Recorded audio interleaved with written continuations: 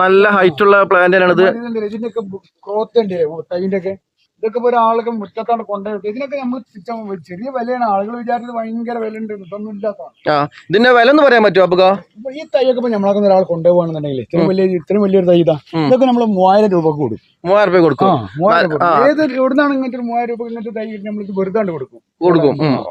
അത്രയും ഓഫറാ പറഞ്ഞത്, വേറെ ഒന്നും കിട്ടില്ല എന്നാ ഒപ്പൊക്കെ പറഞ്ഞത്. ഈ തൈയും അതാണ്. അതുപോലെ ഒരുപാട് തൈകൾ നമ്മളൊക്കെ.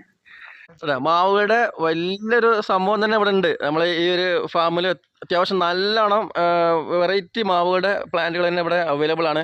ഈ പ്ലാന്റുകളൊക്കെ എത്ര രൂപ കൊടുക്കാൻ പറ്റും? ഈ വലിയ പ്ലാന്റ് ഇതൊക്കെ നമുക്ക് ഒരു ആവശ്യക്കാരൻ വരികയാണെങ്കിൽ ഇപ്പൊ ഒരു തൈയൊക്കെ എടുത്ത് വാങ്ങുമ്പോൾ നമ്മൾ കൊടുക്കുന്നത് ഇത് വില കണ്ടു ഞങ്ങള്.